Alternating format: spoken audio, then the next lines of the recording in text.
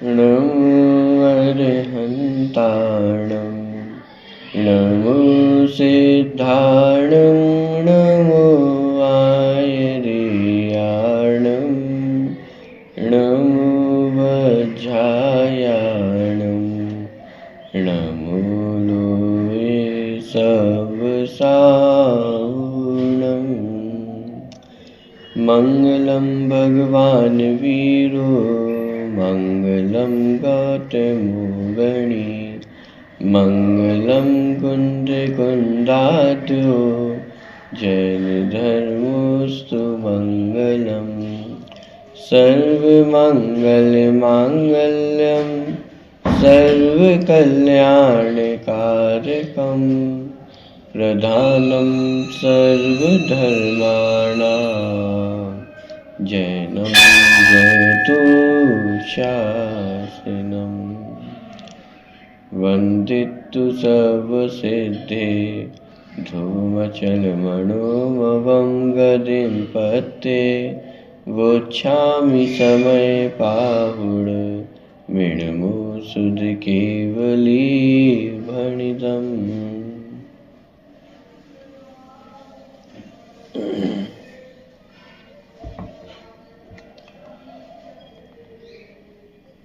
सातवीं गाथा की चर्चा कल अपन ने प्रारंभ की थी। छठी गाथा में जिस दृष्टि के विषयभूत ज्ञायक भगवान आत्मा की चर्चा प्रारंभ की थी, उसी चर्चा को सातवीं गाथा में आगे बढ़ाते हुए ज्ञायक भाव को ही स्पष्ट किया गया है और उसी ज्ञायक भाव में भेद प्रभेदों की भी जो संभावना है उसका भी निषेध यहाँ पे किया। छठी गाथा में प्रमत अप्रमत भाव रूप नहीं होता, तो विकारी भावों का निषेध किया था कि आत्मा विकार रूप नहीं होता है, लेकिन आत्मा में ही होने वाले जो ज्ञान दर्शन चारित्रगत भेद हैं उनका भी निषेध इस सातवीं गाथा में किया कि अनुभूति के काल में उपासित होता हुआ जो ज्ञायक भगवान आत्मा है वह उसमें किसी प्रकार के भेद प्रभेद भी नहीं होते हैं। मुख्य रूप से बात यह है कि जब निर्विकल्प समाधि की बात होती है अथवा निर्विकल्प अनुभूति की जब प्रसंग होता है तो उस निर्विकल्प अनुभूति में ज्ञायक भाव वह अभेद रूप से ही जानने में आता है, भेद रूप से जानने में नहीं आता है कि मैं ज्ञान वाला हूँ, दर्शन वाला हूँ, चारित्र वाला हूँ, ऐसा भेदात्मक रूप से जानने में नहीं आता है। इसलिए निर्विकल्प अनुभूति के काल में जो ज्ञायक भाव है वह अभेद रूप से ही ज्ञान का विषय बनता है। इसलिए कहा कि वास्तव में निश्चय से आत्मा में ज्ञान दर्शन चारित्रगत भेद नहीं है। तो इस तरह की चर्चा सातवीं गाथा में ली गई है। गाथा का पाठ एक बार यहाँ से करते हैं। प्रश्न क्रमांक 77, गाथा क्रमांक 7।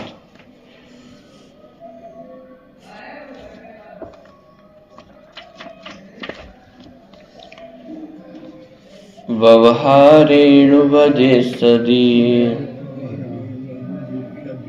राणेश चरित दंसनं राणं रविराणं न चरितं न दंसनं जान गो शुद्धो दृग ज्ञान चारित जीव के है यह कहा व्यवहार से न ज्ञान दर्शन चरण ज्ञायक शुद्ध है परमार्थ से।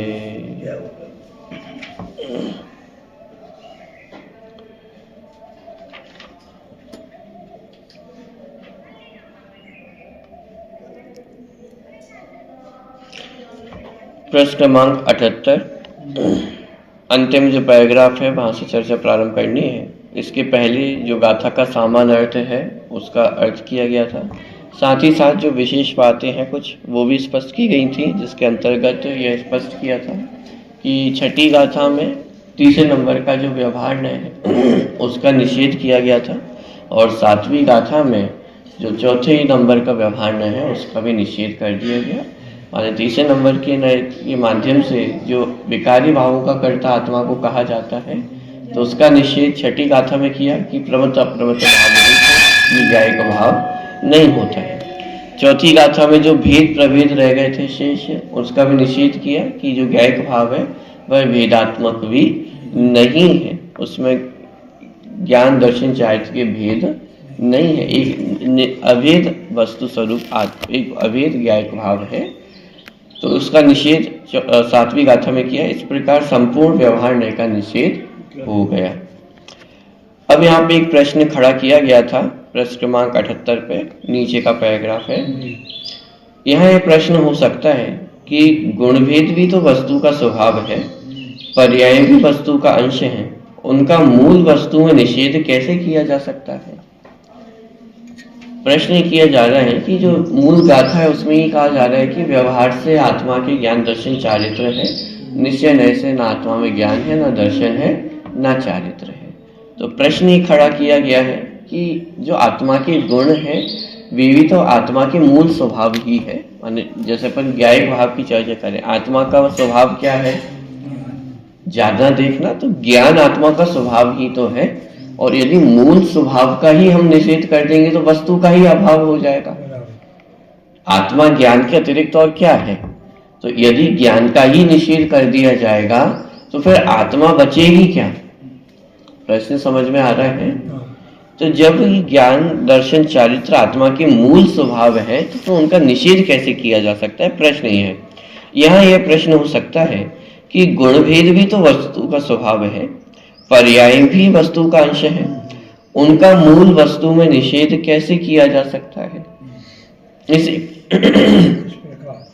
इसी प्रकार का प्रश्न उठाते हुए पंडित जयचंद जी छाबड़ा इसी गाथा के भावार्थ में लिखते हैं, इस प्रकार अभेद में भेद किया जाता है, इसीलिए वह व्यवहार है। व्यवहार कहने का तात्पर्य क्या है कि जो अभेद वस्तु है उसमें भेद करके कथन किया जा रहा है, बस इसलिए क्या है, व्यवहार है। यदि परमार्थ से विचार किया जाए तो एक द्रव्य अनंत पर्यायों को अभेद रूप से पीकर बैठा है, इसलिए उसमें भेद नहीं है। तात्पर्य यह है कि कोई भी वस्तु स्वरूप होती है तो वो उसमें जो गुण पर्यायों के भेद होते हैं वो वास्तव में भेदात्मक रूप से अस्तित्व को प्राप्त नहीं होते हैं। जैसे ज्ञान दर्शन चारित्र सुख वीर अनंत गुण है, लेकिन इन अनंत गुण की पृथक पृथक अलग अलग सत्ता नहीं है, ये सब एक ज्ञायक भाव रूप से ही अस्तित्व को प्राप्त है। यदि ऐसा पूछा जाए कि मैं एक आत्मा हूं कि अनंत आत्मा है, कि एक आत्मा ही है, अनंत गुण होने के कारण आत्मा अनंत नहीं हो जाती है। अनंत गुणों के होते हुए भी वो आत्मा कैसी है, एक रूपी ही है। इसका मतलब आत्मा में भेद नहीं है। उसी तरह पर्यायों का भी भेद नहीं है। क्यों? क्योंकि अपन कहते हैं पर्याय 3 समय की हैं, भूतकाल, वर्तमान और भविष्य। लेकिन विचार किया जाए तो पर्याय का अस्तित्व तो वर्तमान समय में ही है। भूतकाल की जितनी पर्याय हैं उनका भी वर्तमान में अस्तित्व नहीं है, भविष्य काल की जितनी पर्याय हैं उनका भी वर्तमान में अस्तित्व नहीं। तो वर्तमान में तो वो पर्याय वर्तमान रूप ही है ना, तो एक ही पर्याय वर्तमान में विद्यमान है। तो ज्ञायक भाव में किसी प्रकार के भेद प्रभेद मौजूद नहीं है। तो अभेद वस्तु में भेद करना, इसका नाम क्या है, व्यवहार है। क्यों? क्योंकि जैसी वस्तु है उसका वैसा कथन ना करके उपचरित कथन करना, इसका नाम व्यवहार है। वस्तु तो अभेद है, उस अभेद वस्तु में भेद करके कथन करना, तो ये क्या है, ये व्यवहार है। जैसे शक्कर है, शक्कर कैसी होती है, मीठी होती है, और कैसी होती है, सफेद होती। तो शक्कर की ये जो दोनों गुण हैं ये अलग अलग पाए जाते हैं या एक साथ एक समय में ही पाए जाते हैं, एक साथ एक समय में ही पाए जाते हैं। अब ये तो हमारी कमजोरी है, तो हमारी भाषा की कमजोरी है कि हम शक्कर की पूरी विशेषता एक साथ एक बार में नहीं बता सकते। एक बार में एक ही विशेषता को बताया जा सकता है, तो इसलिए क्रम पड़ता है। या तो हम उसकी मिठास का वर्णन करेंगे या उसके रंग का वर्णन करेंगे, दोनों का एक साथ वर्णन करना संभव नहीं है, तो ये वस्तु स्वरूप की कमजोरी नहीं है। वस्तु स्वरूप में तो अनंत विशेषताएं एक साथ एक ही स्थान को प्राप्त होती हैं, लेकिन ये हमारी भाषा की कमजोरी है कि हम एक साथ दो विशेषताओं का वर्णन भी नहीं कर पाते। इसका मतलब ये नहीं है कि वस्तु स्वरूप में क्रम है, वस्तु स्वरूप में भेद नहीं है। वस्तु स्वरूप तो एक अभेद रूप ही है, लेकिन उसका वर्णन करने में क्रम पड़ता है। लेकिन वस्तु स्वरूप कैसा है? अभेद है। तो अभेद वस्तु में जब भेद करके कथन किया जाता है तो उसे व्यवहार ने कहा जाता है। तो इस प्रकार अभेद में भेद किया जाता है, इसलिए वह व्यवहार है। यदि परमार्थ से विचार किया जाए तो एक द्रव्य अनंत पर्यायों को अभेद रूप से पीकर बैठा है, इसलिए उसमें भेद नहीं है। यहाँ कोई कह सकता है कि पर्याय भी तो द्रव्य के ही भेद है, अवस्तु नहीं, तो फिर उन्हें व्यवहार कैसे कहा जा सकता है? प्रश्न समझना बारीकी से। यहाँ कोई कह सकता है कि पर्याय भी द्रव्य के ही भेद है, अवस्तु नहीं है। मतलब क्या कि ये जो भेद किए जा रहे हैं ये कहीं बाहर से लाके किए गए हों, ऐसा तो नहीं है। ज्ञान दर्शन चारित्र यदि ये भेद है तो ये भेद ज्ञायक भाव के ही तो भेद है, आत्मा के ही तो भेद है, कोई अवस्तु तो नहीं है। अवस्तु नहीं है मतलब एक तो अर्थ होगा कि अन्य वस्तु नहीं है, दूसरा ऐसा नहीं है कि उनका अस्तित्व ना हो। ज्ञान दर्शन चारित्र सुख वीर इन सबका अस्तित्व है ना, इसलिए वो अवस्तु नहीं है, वस्तु है। मुझ में ज्ञान है तब तो मैं ज्ञान से जानता हूँ, दर्शन है, चारित्र है, सुख है, वीर है, अनंत गुण है। अनंत गुण है तब तो उनका कार्य प्रकट रूप से दिखाई दे रहा है। यदि वे वस्तु ना हो तो फिर उनका कार्य भी होता हुआ दिखाई नहीं देगा। इसलिए यहाँ पे कहा कि वे अवस्तु तो नहीं है, तब फिर उन्हें व्यवहार कैसे कहा जा सकता है? देखिए उसका समाधान यह है, यह ठीक है। क्या ठीक है? आपकी बात कि ऊपर जो कथन किया है यह ठीक है। क्या ठीक है? कि जो ज्ञान दर्शन चारित्र है वो अवस्तु नहीं है, वो वस्तु के ही स्वरूप है। तो वे अवस्तु नहीं है माने ऐसा नहीं कि उनका अस्तित्व नहीं है, उनका अस्तित्व है, वस्तु में ही पाए जाते हैं, माने आत्मा में ही पाए जाते हैं। तो इतना तो ठीक है, किंतु यह द्रव्य दृष्टि से अभेद को प्रदान करके उपदेश दिया है। अभेद दृष्टि में भेद को गौण करने से ही अभेद भली भांति मालूम हो सकता है। कि यहाँ पे जो प्रधानता है वह द्रव्य दृष्टि की प्रधानता है। पर्याय दृष्टि की प्रधानता होती तो फिर वहां पे भेद को मुख्य किया जाता और अभेद को गौण कर दिया जाता। लेकिन यहाँ प्रधानता द्रव्य दृष्टि की है और द्रव्य दृष्टि में अभेद को प्रधान किया जाता है और भेदों को गौण कर दिया जाता है। तो जब यहाँ भेदों को गौण कर दिया तो क्या दिखाई देगा? एक अभेद वस्तु ही दिखाई देगी। अभेद दृष्टि में भेद को गौण करने से ही अभेद भली भांति मालूम हो सकता है, इसीलिए भेद को गौण करके उसे व्यवहार कहा है। यहाँ यह अभिप्राय है कि भेद दृष्टि में भी निर्विकल्प दशा नहीं होती और सरागी के विकल्प होते रहते हैं। इसलिए जहां तक रागादिक दूर नहीं हो जाते वहां तक भेद को गौण करके अभेद रूप निर्विकल्प अनुभव कराया गया है।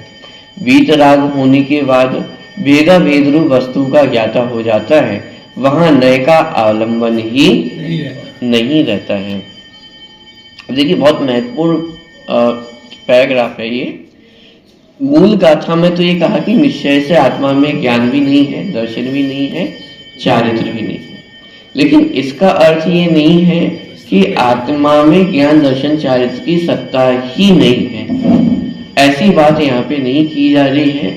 अभी तो यह कहा जा रहा है कि ज्ञान दर्शन चारित्र की सत्ता आत्मा में है, तो फिर उनकी सत्ता का निषेध क्यों किया जा रहा है? क्योंकि वहां पे अभेद दृष्टि की प्रधानता से कथन किया गया है। अभेद दृष्टि से देखा जाए तो आत्मा में ज्ञान दर्शन चारित्र ऐसे भेद नहीं पड़ते हैं। ज्ञान दर्शन चारित्र में एक अभेद आत्मा है, यह बात कही गई है। माने भेद रूप आत्मा नहीं है, एक अभेद रूप आत्मा है, इस बात की ओर ध्यान आकर्षित किया गया है। और द्रव्य दृष्टि में चूंकि अभेद को मुख्य किया जाता है और भेदों को गौण कर दिया जाता है। प्रश्न हो सकता है कि साहब ऐसा क्यों किया जा रहा है? आत्मा में तो भेद भी है और अभेद भी है, दोनों आत्मा के ही धर्म है, दोनों वस्तु के धर्म है, तो फिर भेदों को गौण क्यों किया और अभेद को प्रमुख क्यों किया? भेदों में रहेंगे तो निर्विकल्प अनुभूति के लिए हमारा प्रयोजन क्या है, इस बात पे ही सब कुछ निर्भर है। छठी सातवीं गाथा ये हमारे प्रयोजन परक गाथाएं हैं, ये हमारे प्रयोजन की सिद्धि करने वाली गाथाएं हैं। तो प्रश्न ये खड़ा होता है कि हमारा प्रयोजन क्या है? आत्मानुभूति करना, वो निर्विकल्प ध्यान से हो। यदि बहुत सरल भाषा में कहे तो सुखी होना हमारा प्रयोजन है। अब थोड़े से यदि टेक्निकल शब्दों में जाए तो सुखी हम कैसे होंगे? सम्यक की प्राप्ति से। और वो सम्यक की प्राप्ति कैसे होगी? शुद्धात्मा की अनुभूति से। शुद्धात्मा की अनुभूति विकल्प पूर्वक होगी या निर्विकल्प पूर्वक होगी? जब तक विकल्प रहेंगे तब तक शुद्धात्मा की अनुभूति संभव नहीं है। तो इसलिए निर्विकल्प अनुभूति तक हम पहुंचे हैं और हमारा एक डायरेक्ट उत्तर हो गया कि हमारा प्रयोजन क्या है कि निर्विकल्प अनुभूति की प्राप्ति करना। अब उस निर्विकल्प अनुभूति की प्राप्ति भेदों को लक्ष्य में करके होगी या अभेद को लक्ष्य में करके होगी? कि अभेद को लक्ष्य में करके ही हो सकती है। इसलिए यहाँ पे ये अभेद दृष्टिकोण को प्रमुख किया है और भेदों को गौण किया गया है। ऐसा नहीं है कि आत्मा में भेद नहीं है, ज्ञान दर्शन चारित्र के भेद भी है, लेकिन उनको गौण किया गया है। क्यों गौण किया है? क्योंकि हमारा प्रयोजन वर्तमान में निर्विकल्प अनुभूति है और निर्विकल्प अनुभूति में यदि भेदों पे लक्ष्य किया जाएगा तो निर्विकल्प अनुभूति की प्राप्ति होना संभव नहीं है। तो फिर प्रश्न किया जा सकता है, तो सिद्ध भगवान भी ऐसे ही करते होंगे?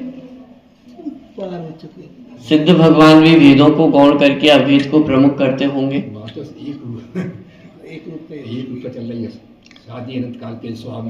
यदि छठी गाथा में आपको टीका याद हो तो उसमें अपन ने एक शब्द, एक वाक्य पढ़ा था कि प्रमाण दृष्टि का फल वीतरागता है। कि जो सिद्ध भगवान है अथवा अनंत भगवान है, केवल ज्ञानी है, वे सब प्रमाण दृष्टि वाले। प्रमाण दृष्टि मतलब अब वहां भेद अभेदात्मक वस्तु एक समान रूप से ज्ञान का विषय बन रही है। वहां भेदों को गौण करना पड़े और अभेद को मुख्य करना पड़े ऐसी आवश्यकता ही नहीं है, क्योंकि वहां भेदाभेदात्मक वस्तु एक साथ ही ज्ञान का विषय बनती है। इसलिए वहां नयों का प्रयोग नहीं है। केवली भगवान नयों का प्रयोग नहीं करते हैं। नयों का प्रयोग नहीं करते मतलब किसी को मुख्य करते हो, किसी को गौण करते हो, ऐसा नहीं है। संपूर्ण ज्ञेय एक समान ही उनके ज्ञान का विषय बनते। इसका नाम है प्रमाण ज्ञान होना। और इस प्रमाण ज्ञान का फल वीतरागता कहा कि जहाँ कहीं राग द्वेष नहीं है, जहाँ किसी को मुख्य नहीं करना है, जहाँ किसी को गौण नहीं करना है। बात समझ में आ रही है?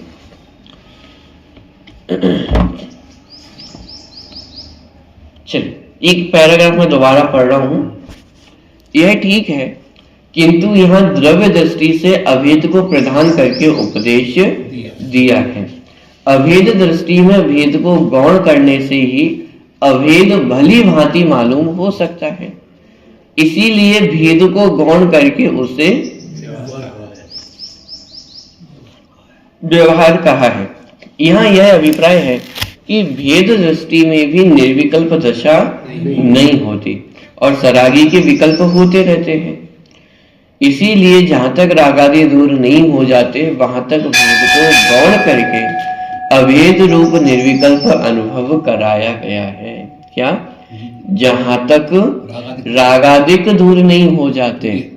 कहां तक दूर नहीं हो जाते हैं? 10वें गुण स्थान तक राग का अस्तित्व है। तो जहां तक राग आदि दूर नहीं हो जाते हैं वहां तक भेद को गौण करके अभेद रूप निर्विकल्प अनुभव कराया गया है। क्यों?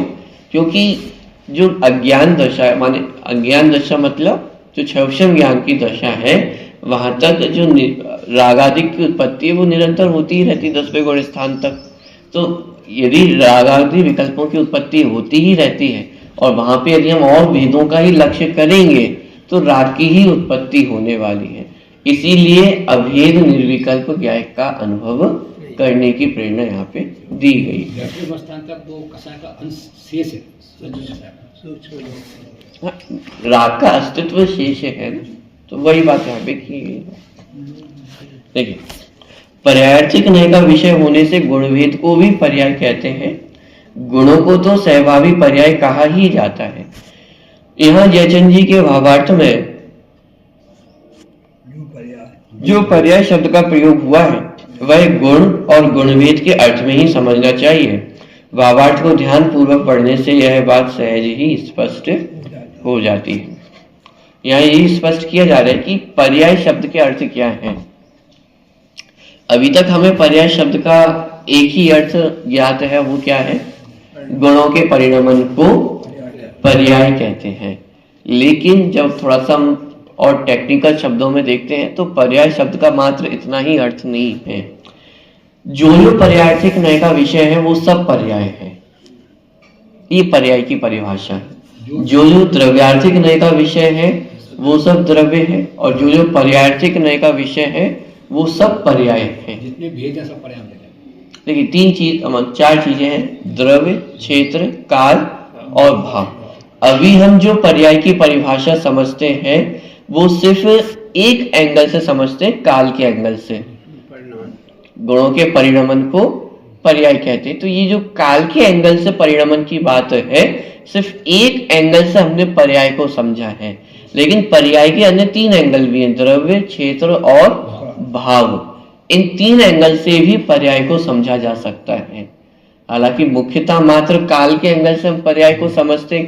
पर्याय किसे कहते हैं? गुणों के परिणमन को। लेकिन इतना ही नहीं है, द्रव्य, क्षेत्र और भाव की अपेक्षा भी पर्याय का अपना स्वरूप है।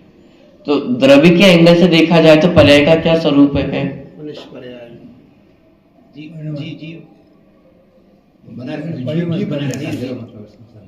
देखिए, एक होता है सामान्य और एक होता है विशेष। सामान्य वो द्रव्यार्थिक नय का विषय है, और विशेष पर्यायर्थिक नय का विषय। जैसे अभी आपने कहा ना, मनुष्य पर्याय, त्रियंच पर्याय, ये सब जीव के विशेष है।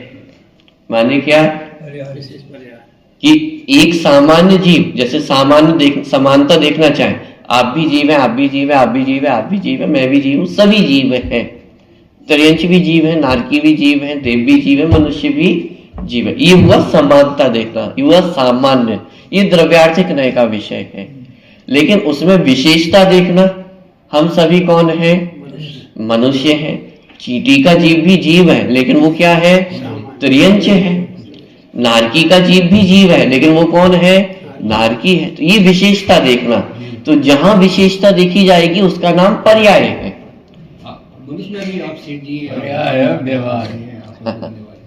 कि जहां विशेषता आएगी उसका नाम क्या है? पर्याय। बात समझना। तो जैसे अपन ने नाम दिए कि मैं सेठ हूं, अन्य कोई सेठ है, कोई इंजीनियर है, कोई सीए है, कोई है, ये सब क्या है? ये विशेषताएं हैं। और विशेषता है मतलब पर्याय है। पर्याय है इसका मतलब ये क्षणिक है। बात समझ में आ रही है? हाँ, ये पर्याय को पहचानने का लक्षण है, ये भी पर्याय का स्वरूप है। जैसे गुणों का परिणमन ये पर्याय है, ऐसे ही जितनी विशेषताएं हैं वो सब भी क्या है? पर्याय ही है। ऐसे ही क्षेत्र की अपेक्षा जितना प्रदेश भेद है वो भी पर्याय है। प्रदेश भेद का नाम भी पर्याय है। आत्मा में कितने प्रदेश हैं? असंख्यात प्रदेश है, तो ये भी पर्याय है। और भाव की अपेक्षा देखा जाए तो अनेकता, कि जहां अनेकता पाई जाएगी उस सबका नाम क्या है? पर्याय है। तो जहां भेद पाए जा रहे हैं कि आत्मा में कितने गुण हैं? अनंत गुण है, ये गुण भेद भी पर्याय है। इन गुण भेद को भी पर्याय नाम दिया जाता है। इसलिए जो दो नए आप सुनते हैं, द्रव्यार्थिक नए और पर्यायर्थिक नए, प्रश्न खड़ा हो सकता है कि तीसरे नए क्यों नहीं है? कौन सा तीसरा नए? तीन चीजें हैं: द्रव्य, गुण और पर्याय। द्रव्यार्थिक नए भी है, गुण रह गया, पर्यायार्थिक नय भी है, गुण रह गया, गुणार्थिक नय क्यों नहीं है? गुण उसमें एक बात उनका द्रव्य गुण से हमेशा साथ ही है, एक समान। प्रश्न समझ में आ रहा है? भाई तीन चीजें हैं, द्रव्य गुण और पर्याय। द्रव्य को लक्ष्य करने वाला द्रव्यार्थिक नय, पर्याय को लक्ष्य करने वाला पर्यायार्थिक नय, तो फिर गुणों को लक्ष्य करने वाला गुणार्थिक नय क्यों नहीं है? उनको उसका रट कौन करेगा, वो स्वयं तो जान रहा है। उसका समाधान ये है कि गुणों को जब अभेद रूप से देखा जाता है तो वे द्रव्य के अंतर्गत चले जाते हैं, और जब उन्हीं गुणों को भेद रूप से देखा जाता है तो वे पर्याय के अंतर्गत आ जाते हैं। इसलिए अलग से गुणार्थिक नय की आवश्यकता नहीं है। जब उन्हीं गुणों को अभेद रूप से कथन किया जाएगा तो वो द्रव्यार्थिक नय के विषय बनते हैं, और जब उन्हीं गुणों को भेदात्मक दृष्टि से देखा जाता है तो वे पर्यायार्थिक नय के विषय बनते हैं। इसलिए अलग से गुणार्थिक नय नहीं लिया गया है। तो वो जो गुण भेद है उसका नाम भी पर्याय है। बात समझ आ रही? तो विशेष प्रदेशों में जो भेद पाया जा रहा है, तो ये भेद काल की अपेक्षा तो जो परिणमन पाया जा रहा है, और जो भाव की अपेक्षा देखें तो अनेकता, ये सब पर्याय ही है। बात समझ में आ रही है? तो सामान्य भेद नित्य सामान्य, तो ये द्रव्यार्थिक नय का विषय होगा। विशेष भेद अनित्य और अनेक, ये सब पर्यायों के ही नाम हैं। तो यहाँ पे जो कहा जा रहा है कि गुण भेद, ये भी पर्याय के अंतर्गत लिया, और इसके लिए प्रॉपर वर्ड भी दिया, सहभावी पर्याय। एक होती है क्रम भावी पर्याय, एक सहभावी पर्याय। क्रम भावी पर्याय मतलब क्रम से उत्पन्न होने वाली पर्याय, जो काल की अपेक्षा एक समय, दो समय, तीन समय, चार समय, ये इन सभी का नाम क्या है? क्रम भावी पर्याय। और सहभावी पर्याय मतलब सहभावी पर्याय जिनका अस्तित्व एक साथ पाया जाता है। ज्ञान दर्शन आदि अनंत गुण है, उन अनंत गुणों का अस्तित्व सहभावी माने एक साथ पाए जाते हैं, ऐसी पर्याय। तो गुण भेद को भी पर्याय कहा गया है। और जो ऊपर चर्चा ली जा रही है पर्याय संबंधी, तो उसमें गुण भेद भी शामिल है और पर्याय भेद भी शामिल है। तो सातवीं गाथा में जो कहा जा रहा है ज्ञान दर्शन चारित्र नहीं है, तो ज्ञान दर्शन चारित्र की पर्यायों का भी निषेध किया और गुणों का भी, गुण भेद का भी निषेध किया। ध्यान रखना, गुणों का निषेध नहीं किया है, गुण भेद का निषेध किया है। क्या अंतर है दोनों में? भेद मत करो, गुण कहे कि गुण भेद कहे, क्या अंतर है? गुण समूह इकट्ठे भेद अलग। कि अंतर ये है कि एक जो अभेद वस्तु है वो अभेद रूप ही है, उसमें भेद खड़े नहीं होते हैं। गुण भेद कहने पर हमने उस अभेद वस्तु में भेद कर दिया, ज्ञान वाला, दर्शन वाला, चारित्र वाला, सुख वाला, वीर वाला, तो ये हमने भेद कर दिए ना, अभेद वस्तु में भेद किया, इसलिए उसे व्यवहार नय कहा गया है। ठीक है, देखिए, तो पर्यायार्थिक नय का विषय होने से गुण भेद को भी पर्याय कहते हैं। गुणों को तो सहभावी पर्याय कहा ही जाता है। यह जयचंद जी के भावार्थ में जो पर्याय शब्द का प्रयोग हुआ है वह गुण और गुणभेद के अर्थ में ही समझना चाहिए। भावार्थ को ध्यान पूर्वक पढ़ने से यह बात सहज ही स्पष्ट हो जाती है। जयचंद जी छाबड़ा के भावार्थ में उठाए गए प्रश्न और दिए गए उत्तर का जो स्पष्टीकरण स्वामी जी ने किया है उसका सार इस प्रकार है। शिष्य का प्रश्न ठीक से समझना चाहिए। गुणभेद रूप पर्याय द्रव्य का ही अंश है, अवस्तु नहीं है। यह अवस्तु का अर्थ पर वस्तु समझना चाहिए। जिस प्रकार शरीर पर वस्तु है, कर्म पर वस्तु है, भेद रूप पर्याय उस प्रकार की पर वस्तु नहीं है। यानी आत्मा के जो गुण है, आत्मा की जो पर्याय है, वो आत्मा का ही स्वरूप है, कोई पर वस्तु नहीं है। बाहर से कोई आया नहीं, बाहर से नहीं आया है और अन्य द्रव्य नहीं है। जैसे शरीर ये पुद्गल द्रव्य है तो ये पर वस्तु है, लेकिन ज्ञान दर्शन चारित्र ये स्ववस्तु ही है, ये कोई पर वस्तु नहीं है, कोई पुद्गल द्रव्य नहीं है, पुद्गल द्रव्य के गुण नहीं है, ये आत्म द्रव्य की ही गुण है। तो इसलिए कहा कि वे कोई पर वस्तु नहीं है। पर्याय तो स्वद्रव्य का ही अंश है, अतः निश्चय है उसे व्यवहार नहीं कैसे कहा जाता है, यह प्रश्न है शिष्य का। ठीक है, समाधान। इसी प्रश्न का उत्तर देते हुए यहाँ कहा गया है कि यद्यपि पर्याय वस्तु का ही भेद है, अवस्तु नहीं, परवस्तु नहीं, तथापि वहां पर्याय दृष्टि छुड़ाकर द्रव्य दृष्टि कराने का प्रयोजन होने से अभेद को मुख्य करके उपदेश दिया गया है। भेद को गौण करने पर ही अभेद भली भांति प्रतिभाषित होता है, इसलिए यहाँ भेद को गौण किया गया है। ध्यान रहे, यहाँ भेद को, भेद रूप व्यवहार को गौण किया है, उसका अभाव नहीं किया गया है। क्योंकि प्रधानता द्रव्य दृष्टि की है, इसलिए भेदों को गौण किया गया है, लेकिन गुण भेद का निषेध नहीं किया गया है। सत्ता से उसके निषेध की चर्चा नहीं है। प्रयोजन परक कथन है। आत्मानुभूति के काल में, निर्विकल्प अनुभूति में भेदों पे लक्ष्य रहेगा तो विकल्प खड़े होंगे, अनुभूति नहीं हो पाएगी। इसलिए कहा कि निर्विकल्प ज्ञायक का अनुभव करने के लिए ज्ञायक का स्वरूप भी कैसा बताया कि अभेद ही बताया। ठीक है, यहाँ अभिप्राय यह है कि भेद दृष्टि में निर्विकल्प दशा नहीं होती, सम्यक दर्शन नहीं होता, अपितु राग ही उत्पन्न होता है। अनंत गुणात्मक, अनंत धर्मात्मक भगवान आत्मा के ज्ञान, दर्शन, चारित्र, प्रभुता, स्वच्छता आदि अनंत गुणों को लक्ष्य में लेने पर राग ही उत्पन्न होता है।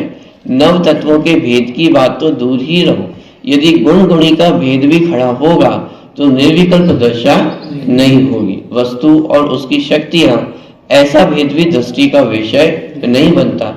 दृष्टि का विषय तो अभेद अखंड एक ज्ञायक भाव ही है। दृष्टि स्वयं पर्याय है, वह भी दृष्टि के विषय में नहीं आती, वह भी ध्यान का ध्येय नहीं बनती। बात समझ में आ रहा है? लेकिन यहाँ सिंपल सी बात सिर्फ इतनी कही जा रही है कि यदि भेद पे दृष्टि होगी तो राग खड़ा हुए बिना नहीं रहेगा। क्यों? जैसे भोजन बनता है, यदि भोजन में भेद दृष्टि ना किया जाए तो भोजन को ग्रहण करना आसान है, लेकिन यदि भेद दृष्टि की जाए तो एक छोटी सी रेसिपी ले, कोई भी रेसिपी ले, कोई भी अपन ने सब्जी बनाई है। अब जैसे बालक है तो छोटा सा बालक है, अब बालक को मान लीजिए मिर्ची पसंद नहीं है, मिर्ची खाना पसंद नहीं है, उसे मिर्ची से द्वेष है मान लीजिए, और शक्कर से क्या है, राग है, अथवा माने मिर्ची उसे अच्छी नहीं लगती। जब भी कोई सब्जी बनाई जाती है तो उसमें थोड़ी सी मिर्ची तो डाली ही जाएगी, लेकिन जब सारे मसालों को एकत्रित करके उसमें डाला गया है तो मिर्ची का स्वाद उतना ज्यादा जोड़ रूप से समझ में नहीं आता, तो वो बालक खुशी खुशी वो सब्जी ग्रहण कर लेता है। लेकिन यदि उस बालक को अलग से बताया जाए साहब इसमें मिर्ची डली हुई है, या वो देख ले मिर्ची डलते हुए, तो वो बालक उस सब्जी को ग्रहण कर खाएगा, सेवन करेगा, माने चखे बिना ही वो बोल देगा कि मुझे ये सब्जी नहीं खानी है। क्यों? क्योंकि अब उसमें भेद दृष्टि हो गई है कि साहब इसमें नमक भी डला है, बाकी मसाले भी डले हैं और साथ में मिर्ची भी डली हुई है, तो यहाँ पे भेद दृष्टि खड़ी हो गई है। और जहां भेद दृष्टि खड़ी हो गई है तो फिर उसका अभेद अनुभूति माने उस सब्जी का अभेद रूप से आनंद लेना संभव नहीं होगा। हाँ, यदि अब उसका अभेद रूप से आनंद लिया जाए, मिर्ची को गौण कर दिया जाए कि मिर्ची का टेस्ट तो आ भी नहीं रहा है, बहुत मामूली सा टेस्ट है, यदि उसको गौण कर दिया जाए तो सब्जी का आनंद लेना आराम से खा लेगा। उसी तरह यदि आत्मा में भी एक एक भेद पे दृष्टिकोण होगा तो अभेद ज्ञायक की अनुभूति होना संभव नहीं है, और उसमें भी राग द्वेष खड़े होंगे ही होंगे। वर्तमान में हमें भी राग होता है, जब भगवान आत्मा की चर्चा चलती है तो भगवान आत्मा के प्रति राग हो जाता है, और बाकी सारी चर्चाओं के प्रति कि साहब हमें तो पर्टिकुलर ये सुनना ही पसंद है, बाकी सब सुनने में रस नहीं आता है।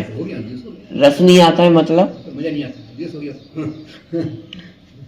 हालांकि भाषा बुरी है, लेकिन सत्य तो यही है ना, यदि एक वस्तु के प्रति हमें राग है, इसका मतलब दूसरे वस्तु के प्रति हमें द्वेष है।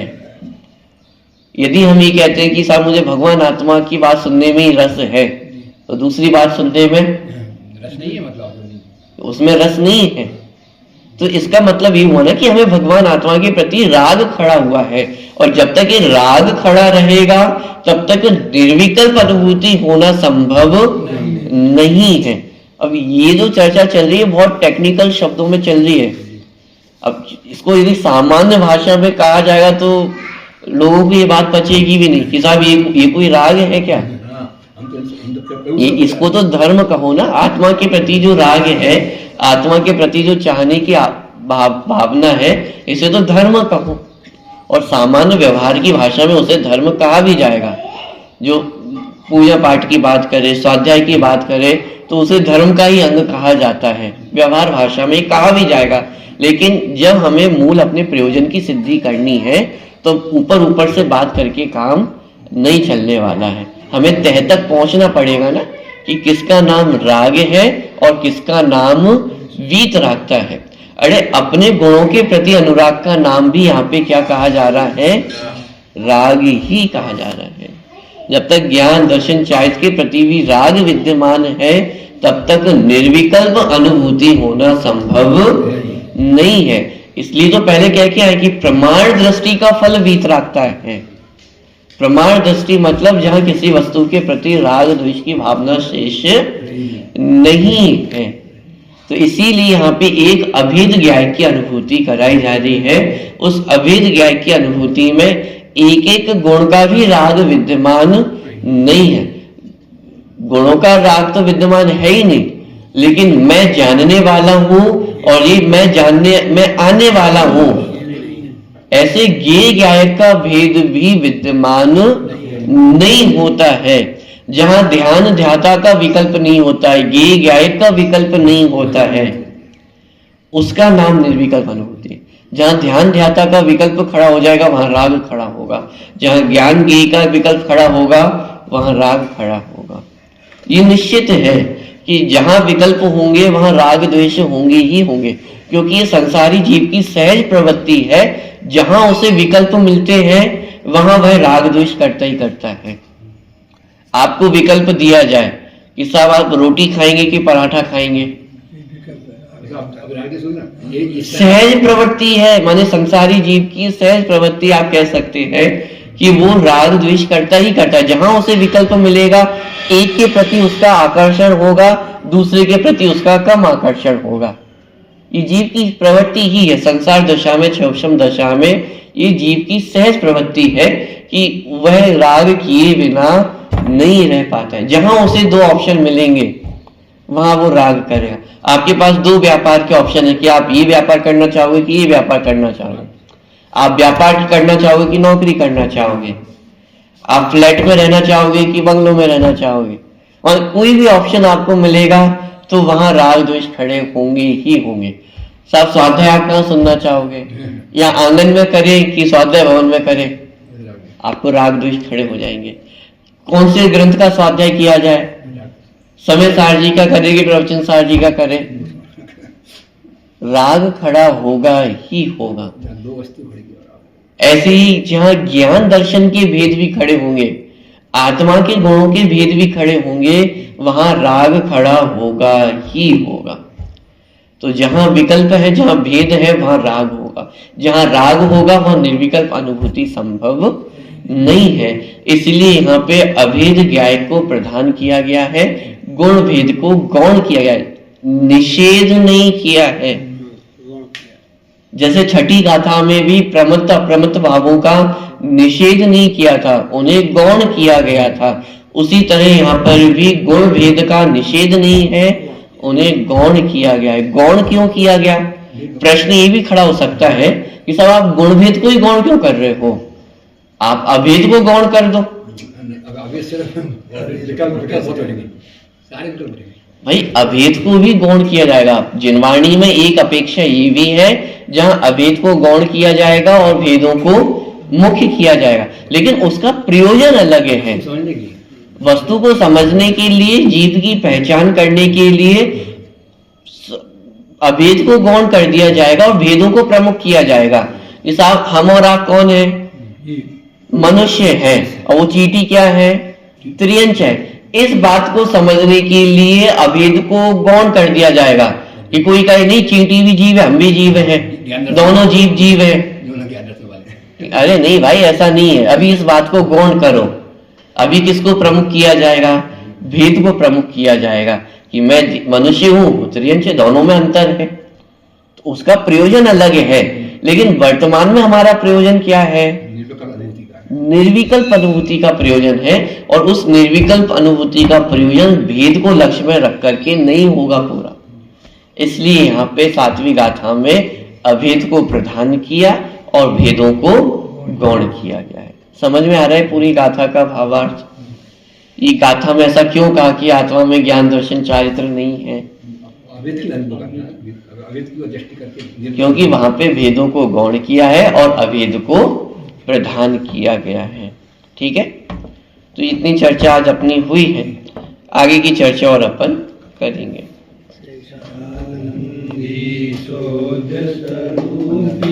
अविनाशी में आत्मस्वरूप सहजानंदी शोध स्वरूपी अविनाशी में आत्मस्वरूप सहजानंदी शोध स्वरूपी अविनाशी में नंबर 15 शांति सुधा बरसाए जिनवाणी बधु स्वरूप बताए जिनवाणी पूर्व पर सब दोष रहित पाप क्रिया से सुन शोध परमागम कहलाए जिनवाणी वस्तु स्वरूप बताए जिनवाणी पर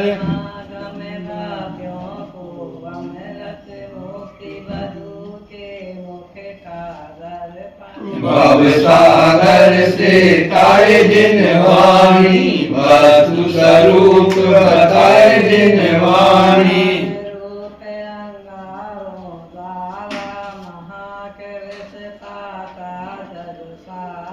सजल मेघ बरसाए जिनवाणी वस्तु स्वरूप बताए जिनवाणी